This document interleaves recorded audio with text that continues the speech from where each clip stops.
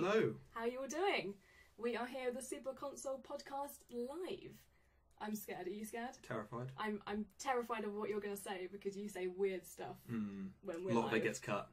I do a lot of editing. So I am Katie, your host, and this is the lovely Ryan Page. Yep. Co-host. Co-host? Am I co-host? Oh, You've been promoted. Yeah. It's true.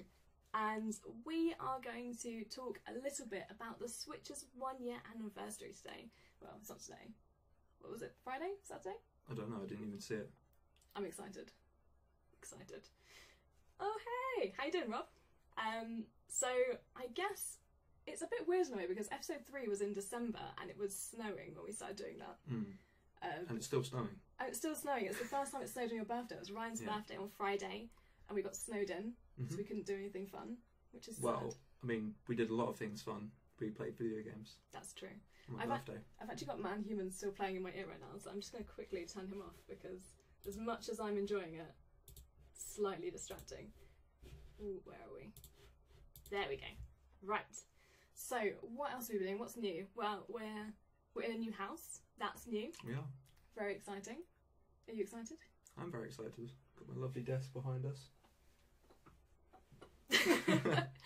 And what have you been playing lately? Pretty much Monster Hunter. I just started playing a bit more Overwatch yesterday, but just a lot of Monster Hunter in general. It's probably like the longest amount of time that I spent playing a game on your PS4. I'm quite I'm jealous. really enjoying it. I haven't played console games in over maybe like since Xbox 360, like Halo 3, so it's quite weird for me.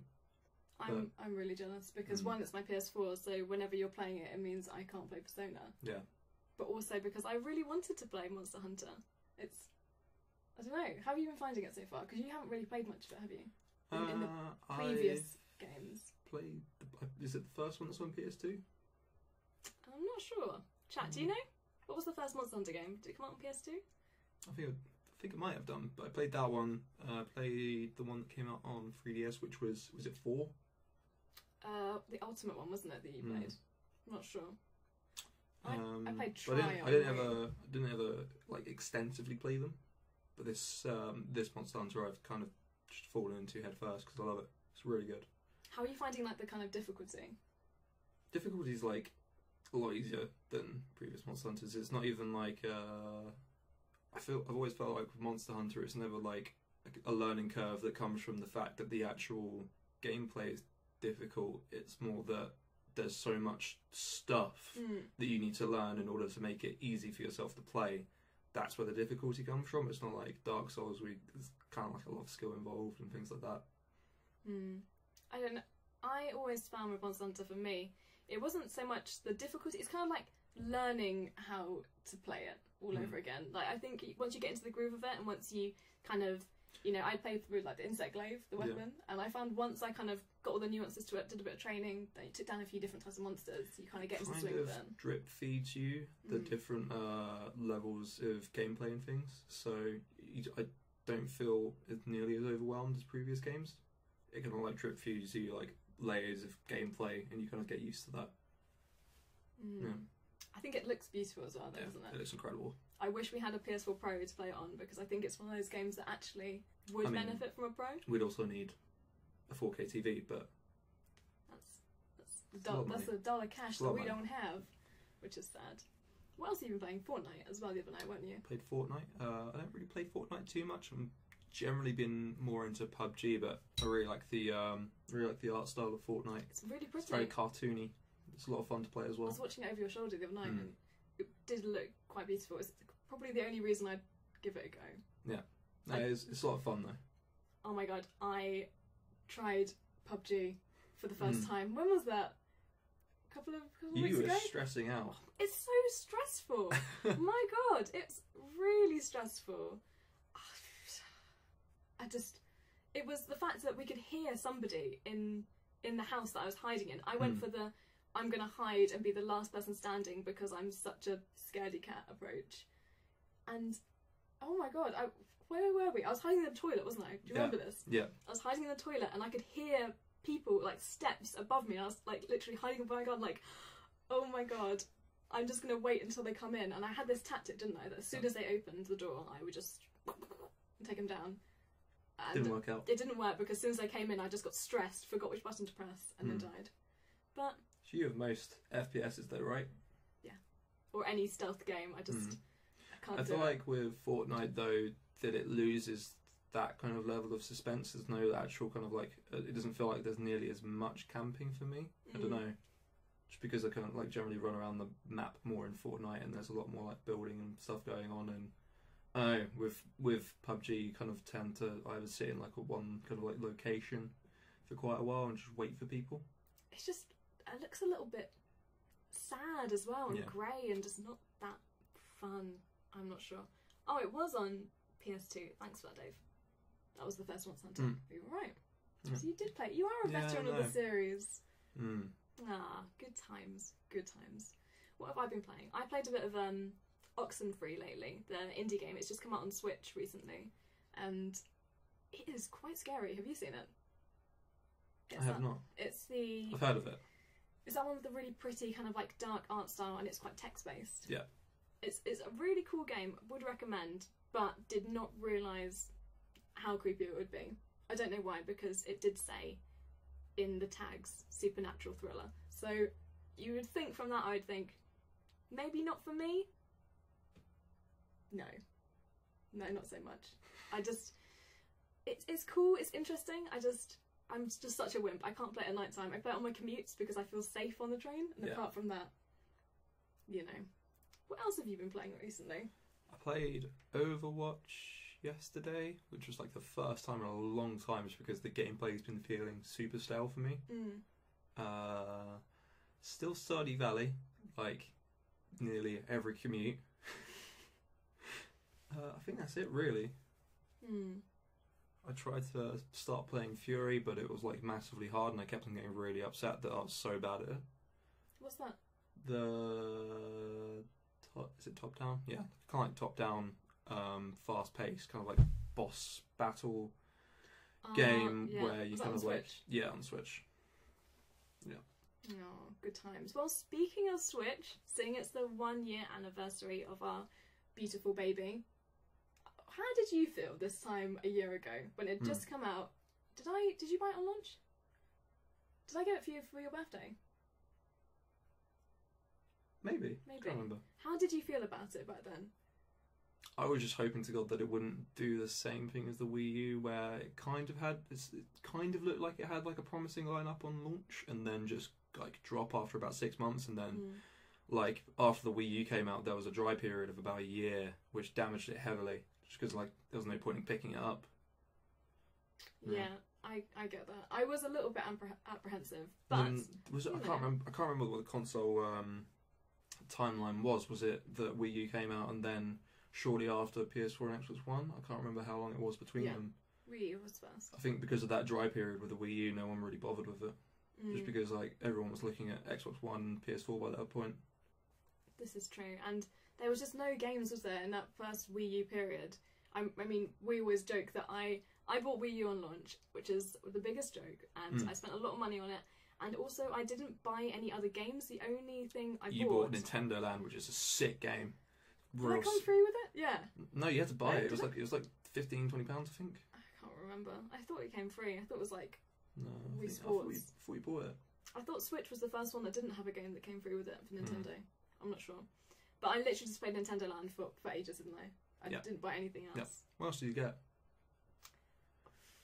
I mean, like, eventually you built up, like, Xenoblade Chronicles. Xenoblade X. Is it X? Okay. It was X, and then this one is Xenoblade. And we bought Captain Toad. That was pretty sick. Captain Toad was great. Captain Toad was really good. This is true. Rob says, as a Wii U owner, I'm surprised they even tried to make another console. Glad they did, though. Yeah. Like, Switch killed the actual like concept of what the Wii U was meant to be, right? That it's like this home console that does actually move around and stuff. It's the Wii U done right. I just was looking back today at all those articles that came out in the run-up to the Switch coming out. Do you remember when everyone was looking at the fact that it was like a Tegra processor or something, wasn't it? Like they were looking at all the different kind of specs for it, and everybody was slating it before it had even, been any information being revealed about it. People were saying they didn't understand how it would work.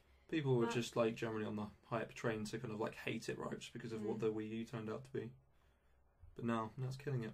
It's great. It literally is killing it, and I'm so glad that Nintendo are proving everybody wrong, because it's changed my life. I don't want to be dramatic, but my commuting life has changed forever. I can actually play games now, like regularly in the week. I don't play nearly as much PC games since I bought a Switch. Well, or you bought a Switch, I can't remember who bought it, but like just because I play more stuff like Stardew Valley on my commute, I'll just generally get home and not play games anymore. You've put so many hours into Stardew Valley. Yeah, I have. It's great. Ryan's farm is like, we've taken two very different approaches to our Stardew Valley gameplay. I've kind of gone for the more like humble farm, I'd say. I'm focusing on the care of my chickens, of course, and romancing as many people in town as possible. Yeah, mainly my baby boy, the drunkard. But you've gone for like industrial level farm. Yep, I've optimised it to a T. I'm bringing in like hundreds of thousands every day. It's fantastic. I just don't get it. Like, Ryan's the kind of person who will raise these chickens from chicks and he'll just sell them. He'll just be like, they're not profitable anymore. Sell them. I'm now selling my chickens just because I can get more profitable animals. This is what I mean. This is what I mean. As people who own chickens, as people who own pets, I don't know how you can do that, even though they're digital creatures. I've always been into like resource management games though, so this is like I can just like maximize things just by like changing the crops and stuff, and like I'm super into that. I don't know. How do you feel about the new Theme Hospital coming out? Have you guys seen that? There's a new like remake version of Theme Hospital. Are you excited to play it? I played it as a kid. Like I can't remember too much about like actually getting into it though. Like I don't know. I thought you'd be all over that. You used to like games like Pharaoh and all of that. Yeah, I was less into Theme Hospital though. Do you remember that indie game we played at Res a couple of years ago, Big Pharma? Yeah. Was it Big Pharma? Yeah, that was pretty cool. I didn't get it though. Did it come out? It did come out, didn't it? I thought it came out. I've got no idea. I haven't seen anything about it. But yeah, 2 Point Hospital. That is, you are right, that's what it's called. It looks really cool. I'm really excited to go ahead and play it again. Get bloaty head syndrome. Speaking of more like resource management games and stuff, have you been following the stuff about the, I think, Jurassic Park game? Which one? The new one. Oh, what's it called? Evolution? Maybe. I don't know, does anyone else remember? But yeah, I used to absolutely love, is it Operation Genesis as a kid? The one where you actually make... Yeah, it was really cool. All the pens for them. Really cool. And then I'd actually let out the dinosaurs on purpose. Of course you would. I used to do that in, what was it called? The Safari one? Theme Safari? Maybe? I don't know. There was one where you could, like, you know, get gazelles and stuff in a run, and you have all the lions, and then you could literally just be like, right, lions, out you go. Wreak havoc. Even with Theme Park, that was so good, where you would add loads of salt into the chips so they'd buy more drink. I mean, really, they were just making us, they were kind of like channeling into us at this young age, this whole capitalism vibe of screw everybody over, make everyone sick on all the rides, but rake up the prices. I mean, it's a bad thing to teach young people. Maybe that's why we're like we are. What, addicted to work? Who knows? We're all about that monetization. Oh dear, that's why I play loads of Nintendo games on my YouTube, because I'm all about that monetization. Was that a joke because they demonetize everything? Yeah. Painful. So, what else with the Switch would you say has been the highlights of the past year? So what would, in your mind, be the... It's hard because I've been playing so much Stardew Valley, but... I've just taken over everything else. I've just started playing Mario Galaxies. No, not Galaxies. What's wrong with me? Super Mario Odyssey. That's it, Super Mario Odyssey. Really sick. Couldn't believe how... Sick. Really sick. Sick game. I know, it's like finally seeing a mobile console being able to pull off graphics that look so cool and so like stylized and amazing and flawless as the new Mario game, plus things like Zelda, which also look incredible as like open world games. Just look so good. Good. Beautiful. And I think it's because Nintendo always focus on colours which really pop out the screen. Yeah. And having that kind of like all of the character models and everything are quite like curvy. That sounds a bit weird, but they look good on like with colourful, curvy characters. You know, everything looks beautiful and fun, and I don't know. It's got that kind of vibe to it that makes you just want to feel all happy inside, and you smile at everything, even like the small animation touches and all the small environmental changes they make. Yeah, I mean, like, everything they do is hyper polished and hyper stylized, right? Yeah, I mean, Odyssey is such a fantastic game. It has so many crazy small details in it that like you can really like tell that they spent a hell of a lot of time just polishing the game. I love as well with games like Breath of the Wild and Odyssey, where Ryan and I both played them separately, where I'll be watching Ryan play it and I'd have already played it once, and I'll look at it and be like, oh, he's doing something completely different to what I did, or he'll find a different secret that I did, and then I'll find something that maybe you didn't, and we kind of teach each other, and it's that really nice experience of playing two exact same games but playing them quite differently. I think like Mario just has really interesting level design in general to help you kind of like find all of the hidden power moons and stuff. That it's like, I think it is quite interesting to watch other people try and find all these hidden power moons because they're picking up on different things that you didn't pick up. Yeah, that is cool. I don't know, it's great. I never liked Mario in the past at all. I'd never got it. Neither did I. It just felt like the same platformer to me, but I'm glad we tried it because it was one of the best games I played last year, by far. Well, Legend of Zelda. And Persona. Yeah, but you still haven't completed Persona. I'm literally on the last dungeon now. I thought I was on the last dungeon, but now I'm on the last dungeon, and I'm really excited, but I can't talk about it because obviously, major spoilers, it's the last chapter. But I'm like 80 hours in. I know it's taken a very long time to get to 80 hours, but you know, playing a home console is quite hard to find the time to sit down and play it. Like we were saying with Switch, we can literally just... Switch is so good. Easily. Just for commuting. And when you're laying in bed, you know, before you go to sleep, it's, especially with games like Stardew Valley, where you just get into that just another day kind of thing, where you were playing it and you're like, just one more day. Just because it all kind of starts all over I think again. it's just like massively easy to put in like 10 minutes here, 10 minutes there, and it really adds up. Exactly. It's not like a PS4 where you kind of like have to spend ages like switching it on, getting into the game and stuff. I feel like Switch is actually really fast to actually get into a game. Chat, what's your best highs of the Nintendo Switch so far? Is there any particular games that you thought were, you know, particularly amazing for the past year? What's your kind of feeling?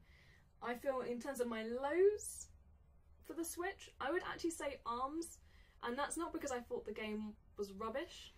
So sad. Quite the contrary. I think it's a good game. I just don't think it was ever going to do well because you can't get a competitive multiplayer, like, online fighter with motion controls. With motion controls. It was just never going to happen. And that's the saddest thing, is that even with the original basic design of it, because obviously the whole game was designed around, you know, fighting with the Joy-Cons and that kind of feedback, and that was the whole point, right? And it's sad that the whole concept of it was essentially what made the game not be successful in the first place. Well, it's just like people who play fighting games quite a lot play them because of like the pinpoint accuracy feedback of pressing a button and knowing it will do one thing, and then having that lead to like a combination and stuff.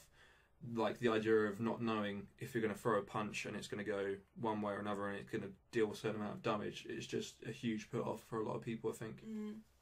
I think it's just a shame because it's a beautiful game. As you say, it's really well polished. Yeah. It's easy to pick up. Like, I was playing it with my little cousin over Christmas, and he hadn't even played a Switch before, and he literally picked it up and was like, right, I get it. You know, I understand how to block. I understand, you know, if I punch that way, it's going to happen. This is going to happen. Like, it was quite intuitive for him. And, you know, it's friendly. It's got really nice character design. There's so much to like about it. The mini games are cool. It's just a shame that ultimately it was never going to be a success. Splatoon 2 hasn't done amazingly well either, has it? I mean, it did pretty well. It did pretty well, but like, I think as a multiplayer game, it could have done so much better, especially seeing as how good it actually is as a multiplayer game, which is kind of like strange that it's not taken that kind of like multiplayer scene by storm. Especially as it's like, how many other like actual multiplayer games are there on Switch? In terms of like... Not many other first party, I guess there's Mario Kart and games like that. Like competitive stuff. I mean, there's ARMS, Splatoon.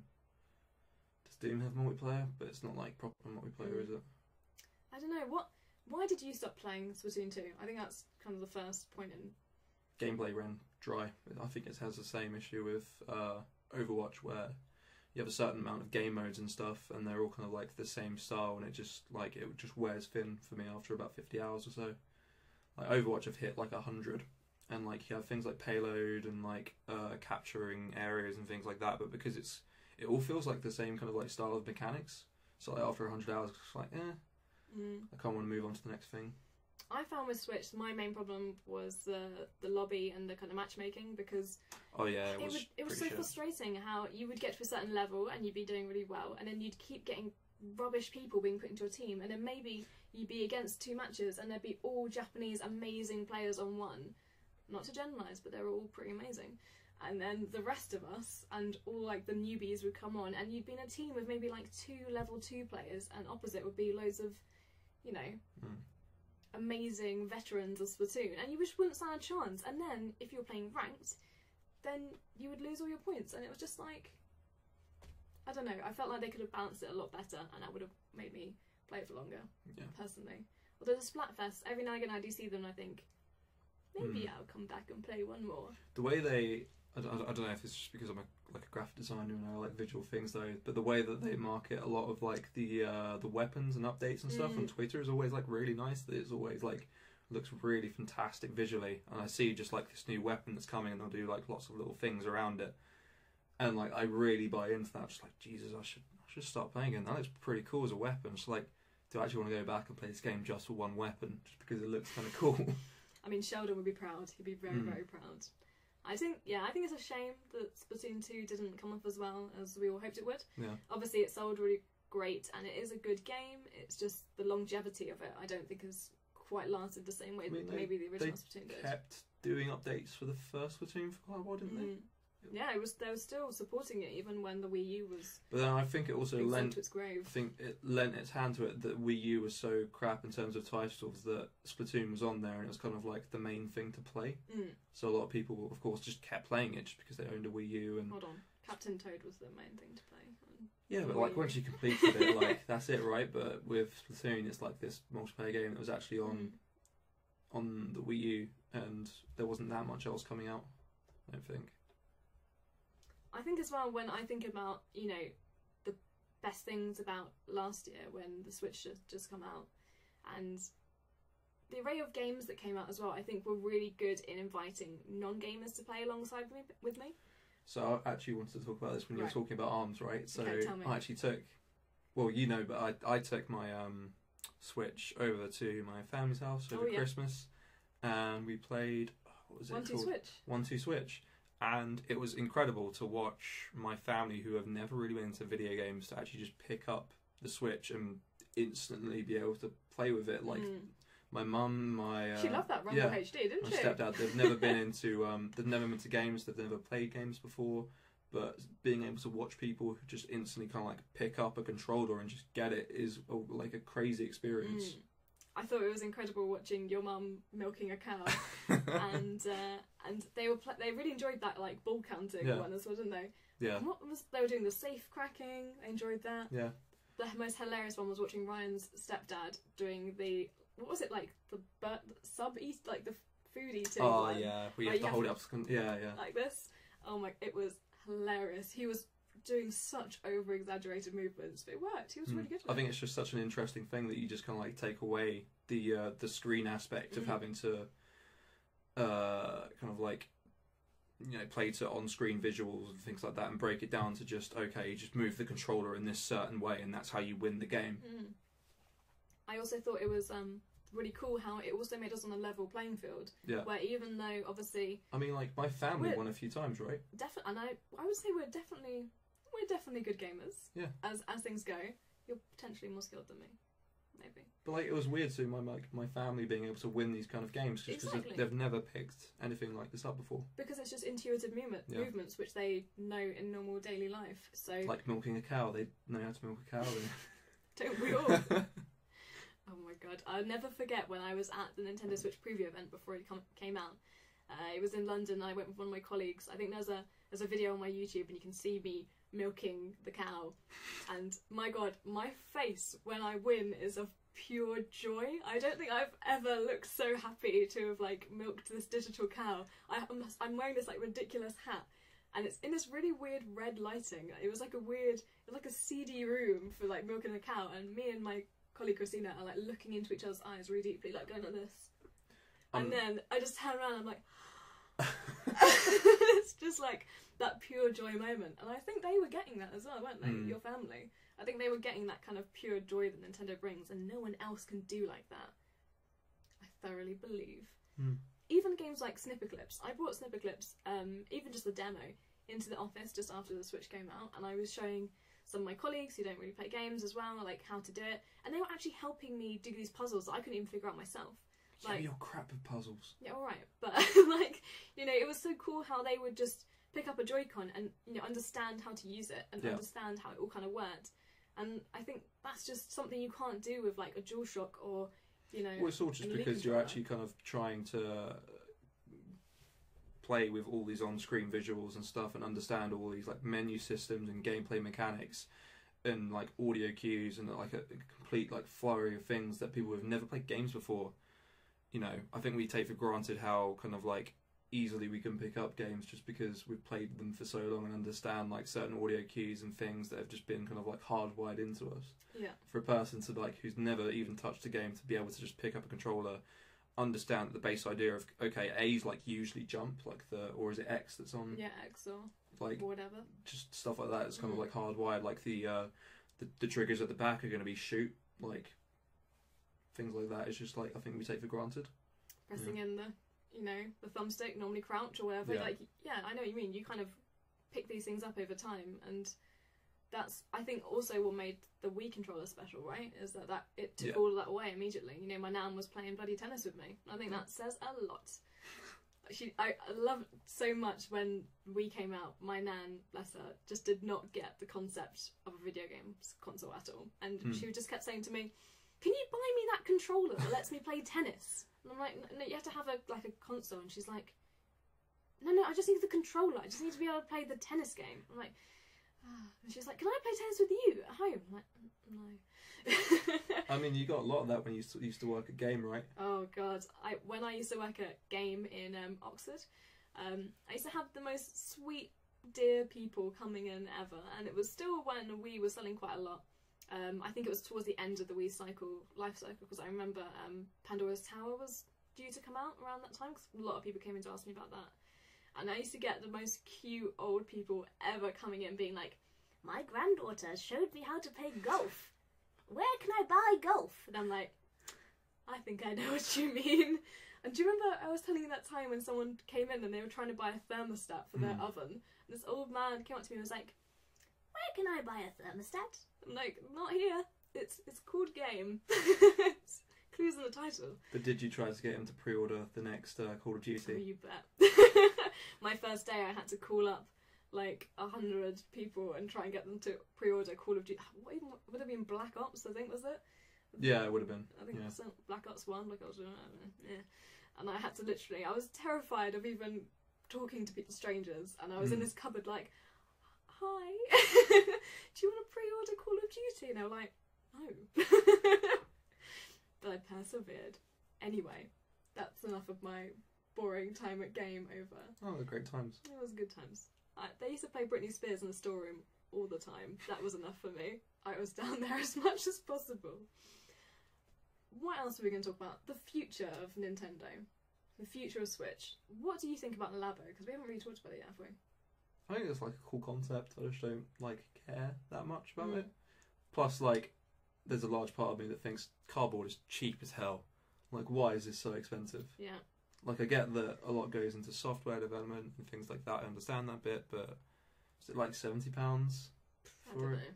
Too expensive. Yeah. We've literally just spent ages trying to get rid of cardboard out of our house. Like, we've just moved home and we did this stupid move, but which we thought was really clever at the time, because we couldn't be bothered to bring over all of our crap furniture and fix it. So we bought everything from IKEA. Like, everything. You think of something, we bought it from IKEA. Yeah. Like, these desks. Literally everything. And at first we thought, that'll be fine. And then we got the IKEA delivery, and oh my god, the man literally was like, I have never delivered this much stuff before. He was like, did you buy quite enough? It's a really small house. I mean, we bought pretty much an entire house worth of furniture, so... It's true. It was so bad. And the funny thing about it all was that afterwards we were left with so much cardboard that there's a picture of Ryan downstairs in our living room where he's literally like climbing over all of these boxes just to get to like the sink, and it was just... Good times. And we could have made that all into Nintendo Labo and then sold that off at £70 a pop. Yeah. Could have made a Labo house. Why didn't we build our house out of Labo? Who knows? I'm not sure on Nintendo Labo, to be honest. I think it's cool. You were hyped as hell when the announcement came out, though. I don't know. I was like, that's cool. I think it's cool for kids. I think if I had a young child or, you know... I don't know, I'd be pretty annoyed if they asked for it. Because it's expensive. Expensive and it's cardboard. I'd be like, literally, go Lego's get some... expensive. Yeah, but like, I'd just be like, there's some cardboard in the corner. Go play with that. Like, you don't need a controller. You can turn that into like a little ship or something. Yeah, but you can't make that into a robot that like fights with you, can you? You can. You can. You just need to use your imagination. Oh, here we go. Kids these days, they don't have imagination. Oh, dear. Dave said, looks cool and I want a cardboard piano, but I don't think I'll bother with it. I agree. Is that a mechanical keyboard with custom keys, I see? Yeah, it is. That's a Philco. Hold on. I'm not going to... Philco Magistouch. I'm not going to get mine out because it's behind the Wii board. Mine's got hiragana on it, and it's got bubble tea keycaps as well. Ryan's a bit of a keyboard aficionado, aren't you? I spend way too much on keys. Ryan lives his life on mass drop, like. Yep. Oh look what you've started. Look what you've started. No. Stop it. Good times. Don't egg him on. We've got enough. Literally, if you could see, when we moved house, a whole, like, bloody box of it was mechanical keyboards, wasn't it? Yeah, it was. Who needs that many keyboards? You need one keyboard. Come on. I have different sizes and stuff, and then I have my different keycap sets with all different colours and stuff. I don't get it. It's a waste of money. Good times. Anyway, what were we seeing recently? Let's talk about movies. Because we haven't really talked about... We've seen loads recently, We've seen some good stuff. We've seen The Shape of Water, Fishman Lovins. It's so weird. It's so weird. Did we go see it on Valentine's Day? I think we did. Ooh. Swiggity swoo. I think it was a beautiful film. It was a really nicely done film. Like, Del Toro smashed it. All cinematography was really great. The colour grading was incredible. Everything was so good, but it was so weird. It only got weird. Okay, no, it was weird from the beginning. I was thinking, did it only get weird with the Fishman Rumpy Pumps? But then... Yeah. No, it was weird from the beginning. I was talking about it... Lady in the Bath. Yeah. There we go. I was literally talking about it with one of my work colleagues the other day. And I was like, it's a really beautiful film. And he was like, the first 2 seconds you see a lady going at it in the bath. And I was like, yeah, okay. Not that bit. That bit wasn't beautiful. But I think it was a good film. I would watch it again. I would recommend it. Yeah, I'd watch it just because it is like a very pretty film. Like, it's really well done. It's weird. The actors are great. Yeah. It's very cool. Although it does have nothing to do with Hellboy, which I was convinced it did. Yeah, I thought it was as well, but... It's not Ape Sapien. We found this out. No. It's not true. No, it isn't. Thought it was would have been a cool, like, origin story, but sadly no. What else did we see? We saw Black Panther. Have any of you guys seen Black Panther yet? I feel like the whole world has by now, no? We were quite late to see it. Yeah, we were quite late. What did you think about Black Panther? I loved it. I loved pretty much every part of it, apart from the story.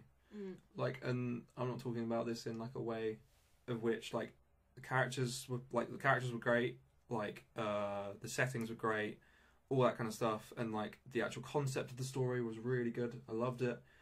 I just didn't like the way it was laid out. Like, I don't really want to drop spoilers in this. No, I'm not going to drop spoilers, but I didn't like the way it was laid out. That was all it was, really. Well, my friend said, before I went to see it, she was like, when you watch it, think about The Lion King. And when she said that to me, I was like, what? She didn't really, that's all she said. And I was like, okay. And I sat down And as the movie started, it started playing. I was like,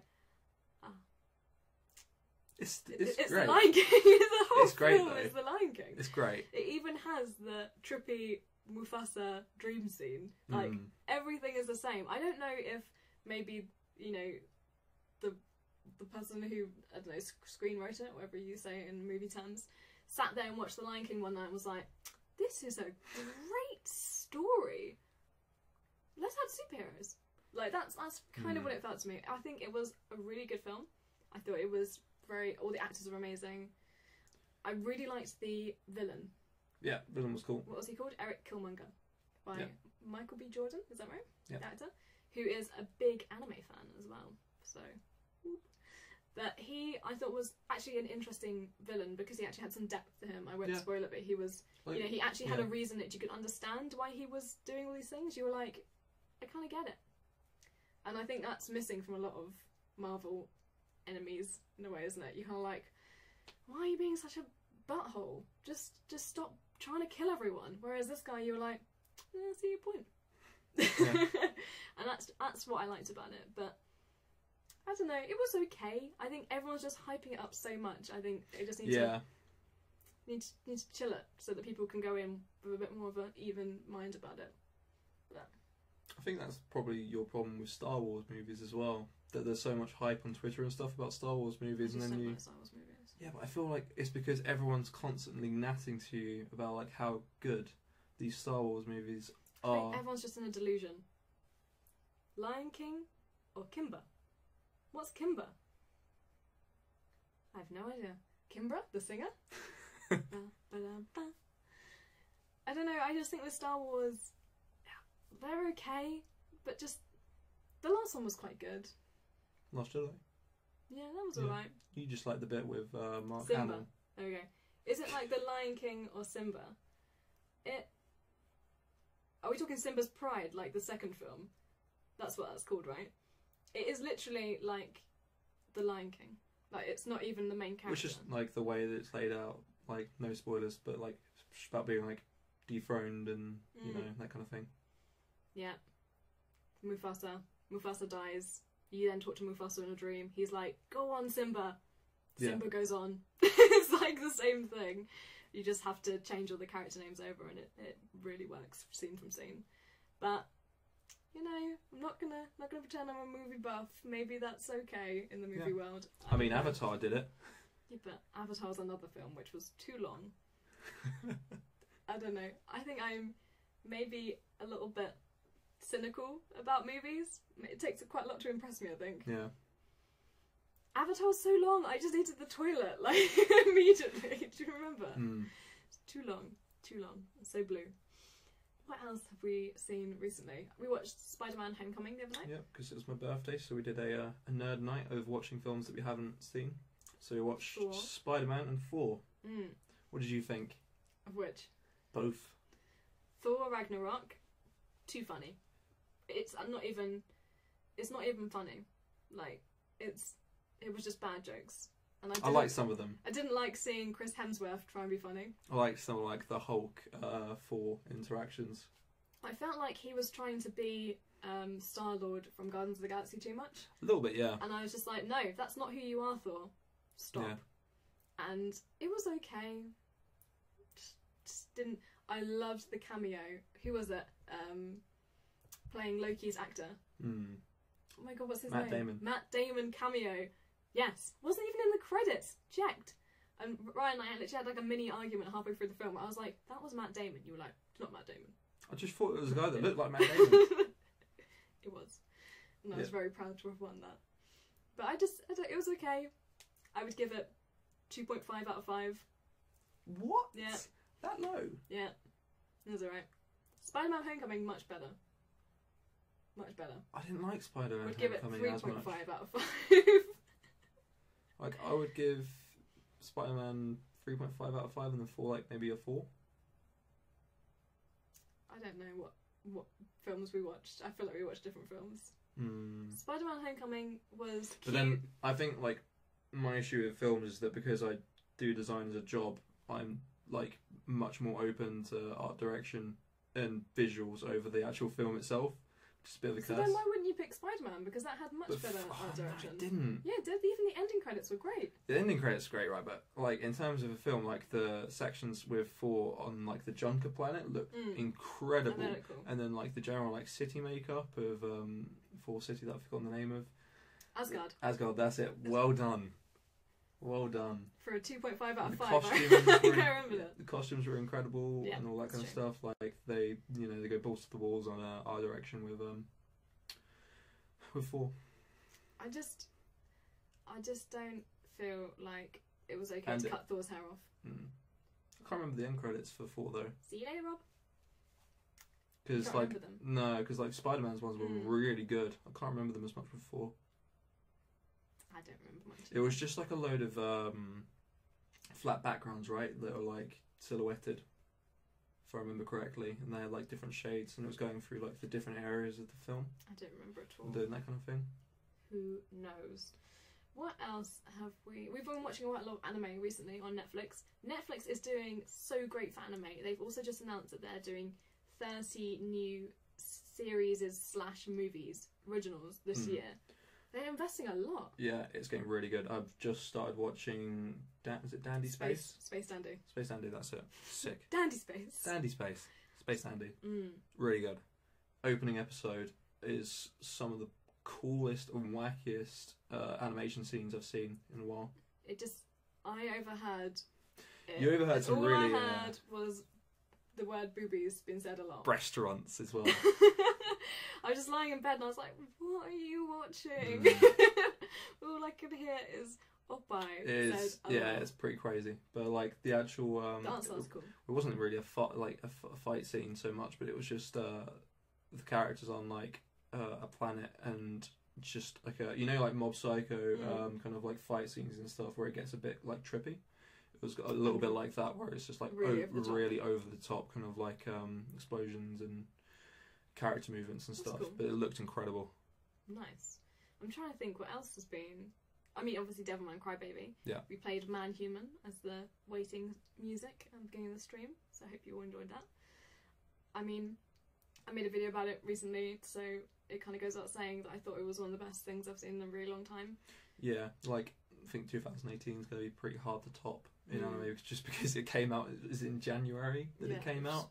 And I was like, well, that's it for anime, like, this year. It's kind of ruined it for me. It's amazing, and I definitely will go back and watch it again. It's one of those things. I think you missed, like, the first few episodes, didn't you? Because I watched ahead without you, and then you jumped in. I've only missed a portion of episode 3, because I've been back and watched them now. It's just so good. If you're open to slightly violent, slightly sexual content, and you just really want, I don't know. It's like really over the top, but like it's just really cool. But it's also quite deep and meaningful as well.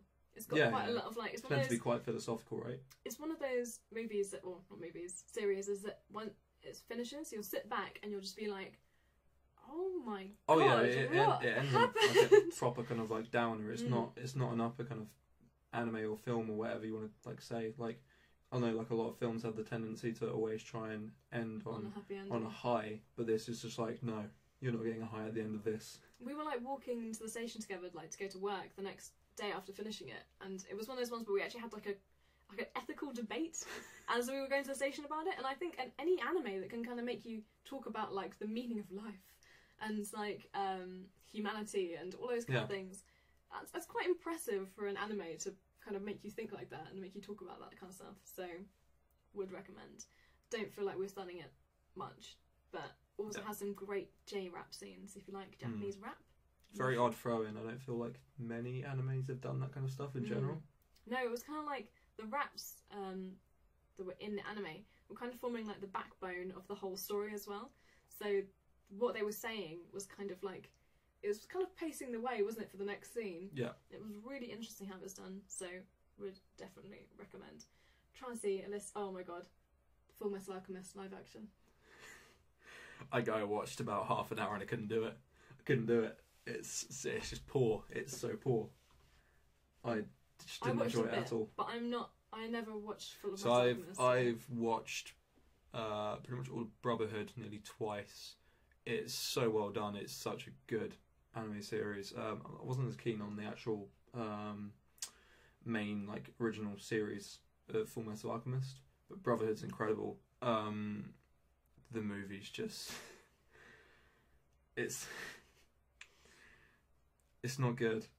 It's just not good. It's really not good. Like the acting's bad. Like the characters are really portrayed, in my opinion. Some of the CG's pretty crap. It's just overall not fantastic. Some of the costumes are actually quite cool. They because it's all set in like Europe, I think Italy, kind of like costumes. Like I don't know what era you would say the costumes were from. I'm not sure. You're a bit better with history than I am. I haven't watched it, so I'm not very sure. You watched the Italy scenes though, where they were in the square though, and you saw like all the background characters, who were also like even like the extras. Their acting was super bad as well. Like they didn't really know what to do with themselves because they're all kind of like standing in the background of like an explosion scene or something. They're all just kind of like sitting there, just being like, oh no, what do no. I do? Oh no, but that's like the extent of it, right? That's like actually how they're acting. It's terrible. I mean, I feel like you could give. Did you just watch the first episode? You didn't watch the second? No, it's a movie. Oh, it's a movie? It's a movie. I thought it wasn't like a series. No, I think it's a movie. So you just watched a bit of it, you didn't finish it? No, I didn't finish it. I mean, if it's anything like the Death Note one, then I didn't finish that either. Well, the Western one. Yeah. I watched it because it was that bad. I watched all of it because it was horrendous. I couldn't. I watched it from the standpoint where, because I'm not as emotionally attached to Death Note, I could just watch it and like laugh about it just because it was bad. It didn't have the chip scene, guys. It didn't have the I'll take this chip. This potato chip. What's the point? What's the point? I don't know. Right. Quick fire questions. Right. Ryan Page. I'm really hoping you can't see my notes, my show notes. Don't look. Can't look this way then. So, have you been reading the gaming news recently? No, I haven't. Not at all. When do you ever? Some weeks ago. Some weeks I pop over to like Polygon and IGN and stuff and see what's going on. But this week, like I usually kind of get my news from Twitter if I just randomly see it in my news feed. The only thing I can talk about is Hideo Kojima and Grimes, and that's it. As in, Kojima was recently in London and he also met Grimes. So that's exciting. Yeah. Grimes, if you haven't listened to her music, is fantastic. It's like amazing pop, but kind of electro vibes. Quite weird. A little bit high pitched and squeaky at first. You listen to it and you're like, what the hell is this voice? It's good though. And then it kind it's of very different. Very, very good. Love Grimes. That's my little spiel about her there. But anyway, we're going to ask you 5 questions. Are you ready? Okay. So my first one is, there was actually a VR game that came out recently that just got reviewed, that actually got good review scores, and is a VR game that I want to play. What is the VR game? Is it VR chat? No. Are we talking about a specific platform? Can I ask that question? It's PSVR. PSVR. I have no clue. Can you think of a single PSVR game? No, not really. Like, not PSVR. Chat, do you know? Anyone remember? Like, the only PSVR stuff I know about is because of your demo work with PSVR, so I don't know that many about, like, actual PSVR full games. Well, it was Moss. Do you remember Moss? Nope. Good start. Moss is a really cute kind of third-person perspective puzzle game where you have a little mouse, and I can't think of the mouse's name actually, my brain has completely gone, but you kind of solve puzzles using the mouse and kind of guiding, I think it's a she, on like through these little, I don't know, puzzles, worlds. It looks super cute, and the best thing is that the mouse knows sign language. How sweet is that? So wait, is it, do you say it's top down? Kind of, yeah. It's like... How does, like, PSVR play into that then?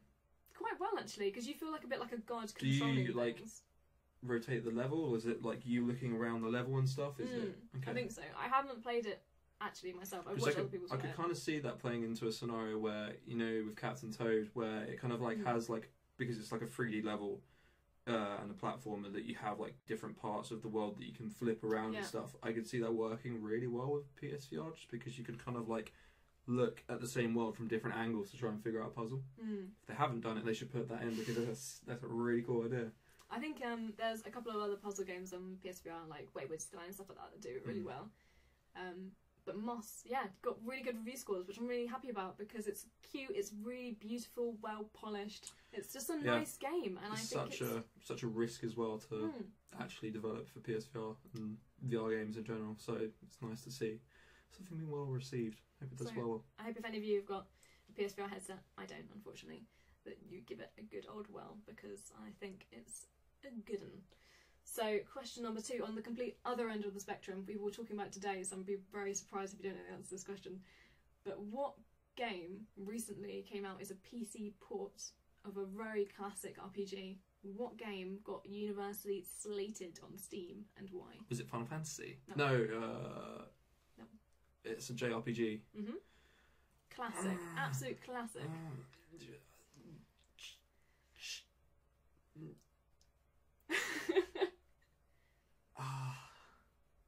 Great soundtrack. I know what it is, and it's in my head, and I can't think of what it is. Thank you for the follow. Come on. The second word, let's play a game. The second word is something that's on a gun. Chrono Trigger. There we go. I was thinking of Children of Mana for some reason. No, Chrono Trigger. And do you know why it got such bad reviews? Being such, obviously, a classic that wasn't it that loves. they redid the menu systems and stuff in like such an odd way as well? I think it's the, from what I understand of it, I haven't played the new PC port, but everyone's saying that it's just looks awful. Like the pixel resolution just looks awful. Like all the sprites are blurry. Apparently the controls just feel really off. I actually played it on my mobile. I played the mobile port. Didn't think it was that bad on mobile. Obviously a lot better. I've got it on SNES as well. But I think it's odd, like, seeing as there are quite like a decent amount of games out there that have previously been like upscaled / remastered for PC, which used to be old sprite games like Age of Empires 2, which has been like remastered and it still looks fantastic. Like as a game, and like they've remastered. It doesn't look blurry or anything. They haven't like upscaled it so that it looks like crap. I think it's just such a shame. It's like a game that's such a classic, so many people love and care about, that it's as if they just didn't invest any love or attention into the port at all, which I'm sure they did. It was a Square Enix one, so I'm very disappointed. Maybe they did it third party, I don't know, but I don't know. How have I not got a PSVR headset? Good question. I am an absolute wuss. Like, I'm a really big wuss, and I actually am really scared of VR. I have epilepsy, so probably not a great idea. I literally played, I don't know if any of you have played The Deep. It's no, it's not even called that anymore. Ocean's Descent, is it called now?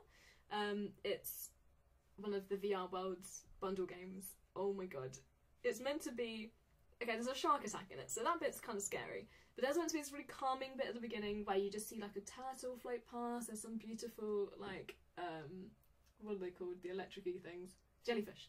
And you're meant to be like, ooh, so lovely. I played it and I was like, get that turtle away from me. It was coming way too near my face. I was like, ah! And I literally spent, oh my god, like 2-3 years helping demo PSVR. And, you know, I generally do think it's a cool system and there's some cool games for it. But it just terrified me. Every time I had to playtest Kitchen, I was just like, please let this end. Well, it's like a controversial question, but do you think it's because we've, as gamers, like we're both like 24 now, so we've been playing on like mouse, keyboard, controller and stuff for so long, we're so used to the idea of just having a controller and like a screen in front of us, that VR in general is always going to feel a little bit odd and disjointed because it's not part of our generation? I don't know, maybe. I mean, a lot of people seem to be adapting to it okay. Yeah. But for me, I would say that even when I play first person games, I am terrified. So I think it's just a general, I'm a West. Yeah. It's kind of like odd just because I see so many kind of like younger kids being more into playing games purely on their iPad and phones and stuff, rather than a console. They're kind of like growing into that kind of thing. Maybe. I don't know. It'd be interesting to see the next generation if they kind of adapt to VR quicker. Yeah. You never know. Mm. What is the next question? Okay, so you definitely know the answer to this one because you were the one who showed me. But let's see if you remember anyway. What really weird skin pack has just come to Final Fantasy 15? Oh, it's The Sims. Oh, that looks great. Oh, God. Describe it. Isn't it like a superhero pack or something? I can't remember It's what a it is. llama. It's like a neon llama. It's like a superhero outfit. But Yeah, it's a yeah. llama. And Great. you get the green thing. Is it? Okay, I've never said this word out loud, so I don't know if this is how you say it. Plumbob? Plumbob? What do you call Plumbob? What do you call the green things? I don't know. They've got an official term, and I think it's the plumbob. It sounds like a piece of IKEA furniture. No, that's the Reshnaf flag. Yes. The famous Reshef. No, No, just that's... a table. Is it? Is that the table? No. No. Who Just- knows? I can't even remember a single piece of what our furniture is called. Oh my god. Okay, so that was good. That was one question you've got right so far. Claps all round. Nice. Question number 4. Oh, this is a good one. So what game accidentally got released for free last week? I saw this. Only in North America. It was a demo. They released it as a demo, and I can't think. No, I have no idea. I saw it, but I can't remember the name of the game. Any? Come on, it's made by Sega, or published by Sega. I can't even think of what Sega games are coming out. It's Japanese. It's a gangster game. I don't know how many more hints I can drop. Yakuza? Yes. There we go. Yakuza 6. They tried to release the demo in North America, and it, for some reason in Europe it was fine. Like it just was the demo, but in North America the download was 30 gig file, and people downloaded it. How would you not see that as like the publisher and think, well, why is the download so big? Why is the demo so big? Why? Plumbob. There we go. Plumbob. Am I saying it right? Plumbob. And they just didn't realise that. So obviously, when the demo was meant to end, and then it's meant to go to it just carried on. So people had the full game. So I wonder if anyone was lucky enough to play Yakuza 6 full, but unfortunately, we do not live in the US, so sad times. Would have been a nice free one to get, wouldn't it? Apparently, it's wrong. No, that's wrong. How am I saying it then? Okay, come on. Type out exactly how you should say it. Plumbob. Plumbob. Plumbob. Plumbob. This is going to be an hour-long stream of us trying to say the green thing. I can't think of any more ways of saying it. Plumbob. Plumbob. You said boob. Oh dear. Hi there, Dizzy. There we go. I was going to say Drizzy, but even though I've got glasses on, I'm still very, very blind. Chat box is very small. Dizzy, do you know how to say Plumbob? Just... Please help. Oh god. Right, okay, and lastly, it's not really a quiz question, but what do you think of the new Overwatch character, Brigitte? Bridget. Played a little bit with her. Actually played a little with her. Oh, did you? On the public test region. She's really sick. I really like her. I'm going to keep saying the word sick. But I have... She's a healthy girl. Leave her alone. I have like a really weird thing about characters who have like massive shields. I really like the kind of like character design of having like a massive shield. That's why I like Monster Hunter then. Yeah. But like, and like some of her skills and stuff are really cool. She has a chain that she uses to push characters away, and then she also has like a shield that she can walk around with, and I think she has a heal. No, it isn't a heal, but it's like a shield kind of thing. She's a support character. Yeah, it's a support character, but she can give like, she's a bit of a mixture of support / tank. So she's a bit more offensive than Mercy. When I say offensive, I mean not so much offensive rather than offensive. No, she's like defensive because she has like a reasonable amount of health, and then she also has like her own like little shield that she holds up that people can get behind. and then she can give other characters shields because she is the child of Torbjorn. And one of Torbjorn's things... See the beardy boy? Yeah, it's the little beardy dwarf guy who drops shields, like little shield packs and stuff. So the idea is that, she's inherited this kind of like skill from him, and that she can give shields to other like characters. How did you say her daddy's name? Torbjorn. I've never known how to say that. Torbjorn. I'm not good at words. This is what I've learned. I'm not good at all. Dave, what are you saying? I've changed my mind. I think that's right. So we're saying it's... Plumbob. Plumbob. I really think by the end of the stream we need to figure out how to say it. I think it's crucial. Yeah, definitely. So you enjoyed your time with Bridget? That's good. Like, I usually jump on Overwatch every time like there's a new character, just because it mixes up the actual meta in game for a bit. And it makes it a bit more interesting to play. But don't you find when you go on, is everyone trying to play the same character? Yes. So is there a rule against that now? If you go on public test region, they always have arcade up, which has a game mode in it where everyone can play the same character if they want to. So there's no limit on how many of each character you can have, so everyone can just play as her. Is it? So when you went on, was it literally just everybody? It was literally just the entire team was her. What was it like having so many Brigettes on one team? Fun. Yeah, it's fun. Like something like the gameplay modes and stuff kind of like spice up Overwatch a lot, so it's funny. I was just laughing because Dave said that's one hell of a cup. It's so massive. Big.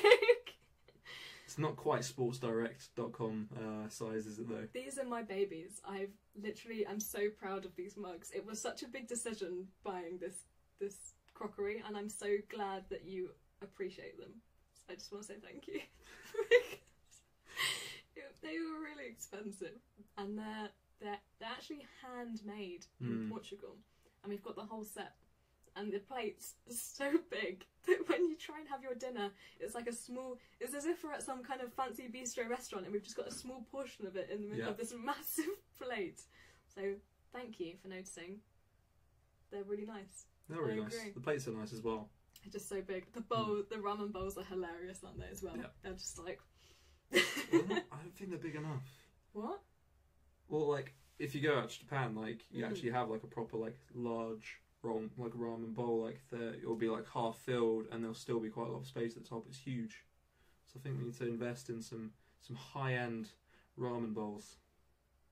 Okay, you've just had your birthday, so we're gonna have to wait a while for that one. They're just bowls, right? No, they're never just bowls. Okay, well, I think that's pretty much it. We've been live for an hour now. How have you found that? How have you found your first live podcasting experience? It's been alright. It's been pretty chill. Did you swear? Oh. I think I swore once. I said boobies. Is boobies okay? Oh, bye. I think generally we're just not ever going to be able to be family friendly ever. But that's fine. It's not too bad though. It's not like we're doing major bad words. Major bad words. Poopies. But yeah, it's been good.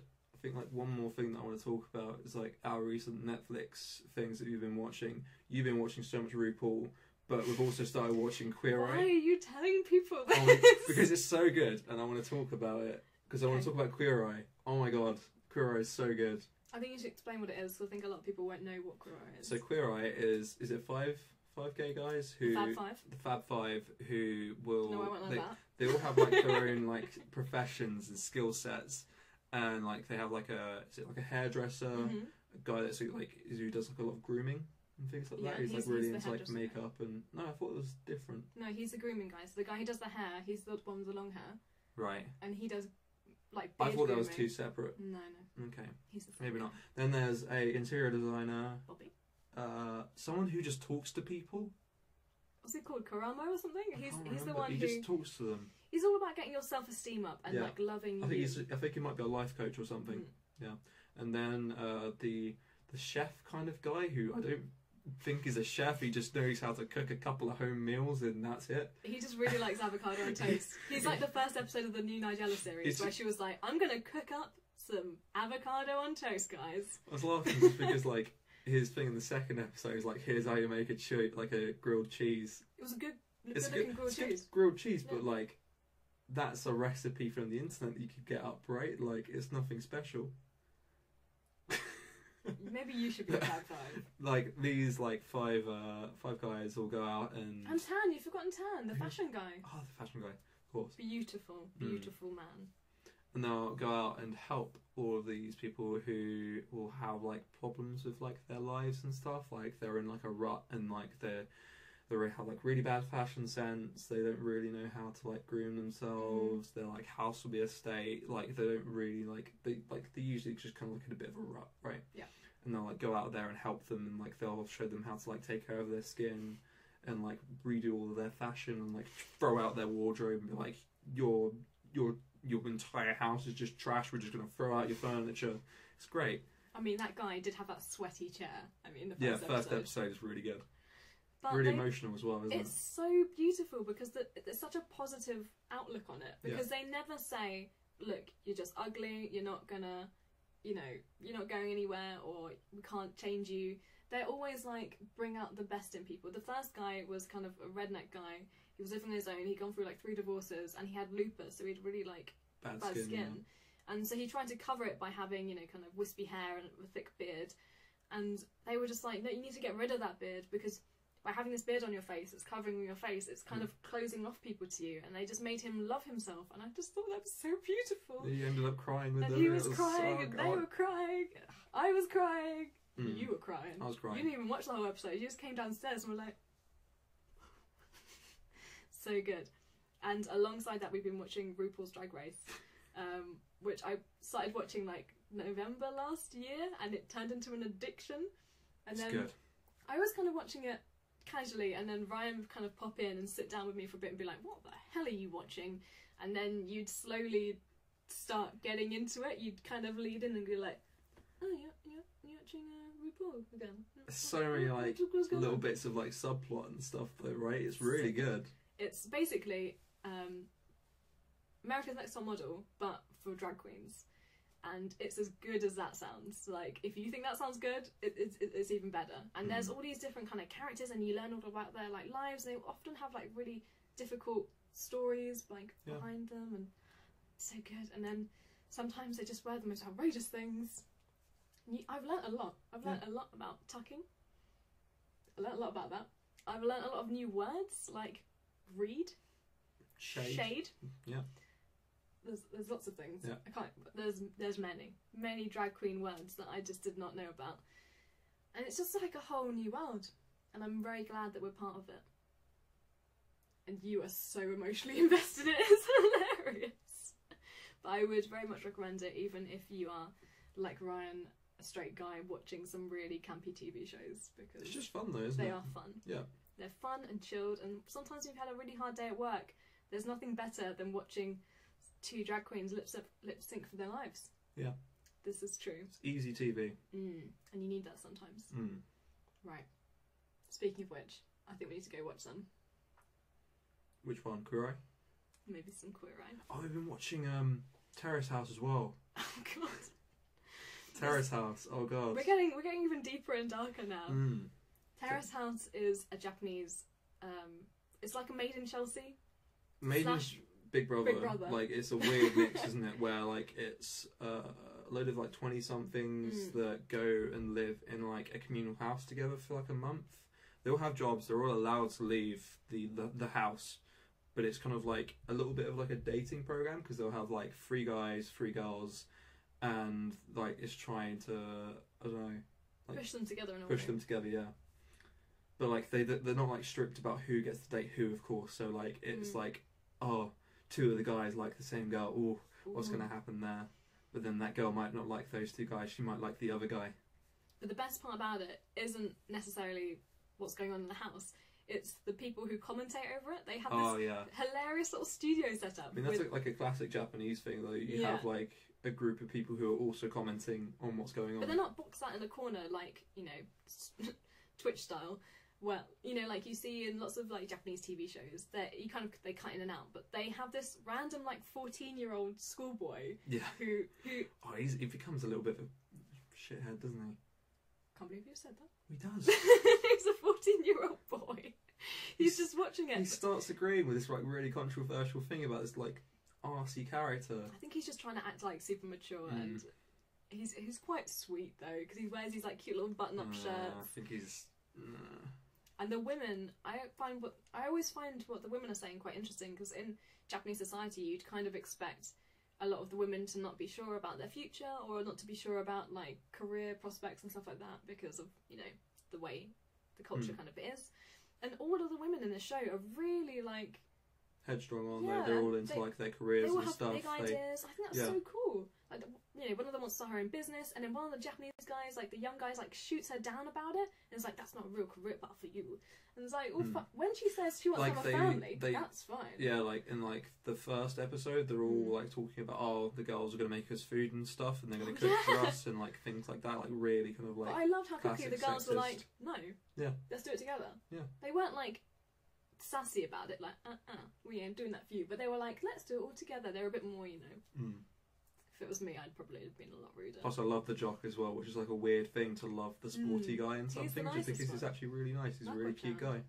Yeah, very really good. Cool. Basically, we're doing a really big endorsement right now for Netflix, and if any of you haven't got Netflix so far, there's so much good stuff to watch. I think we've just, it's changed everything. We don't even have a normal TV. Like, we don't actually have digital. Well, we just got a smart box, didn't we? Haven't set it up yet. I feel like we're going to mainly use that for Game of Thrones. This is true, and that finally comes back. Anyway, let's stop talking about TV and go watch some TV. This is meant to be a gaming podcast, and we've so spent. We're talking about movies and Netflix. Pretty much most of the time. I'm sorry about that, everybody, but hey ho. Hey ho.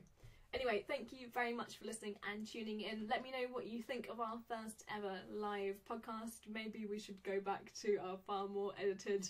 I didn't mind it. I didn't mind it so much. It's been alright, hasn't it? It's been pretty fun. I think it's been nice to kind of see you all chatting along with us too. I think that's quite a nice part to it. Yeah. So thank you all guys for tuning in live. Thank you. Hello and goodbye. Bye. And you can of course join us next time. By maybe leave a comment or some questions that you want us to do. If you think of any fun quiz questions too that Ryan definitely won't know the answers to, please send them in. If you want to go old school, we've got the email address you can send questions into. It's Superconsole. You can send them the facts. You can send the facts. Superconsolegaming@gmail.com. You can hit us up on Twitter. Send abuse to Ryan. It's Ryan A Page. Is that right? It is Ryan A Page. Send all the nice stuff to @Superconsole. Bad stuff, Ryan A Page. Good stuff, Superconsole. You've got this. And we'll see you guys soon. Bye. Bye.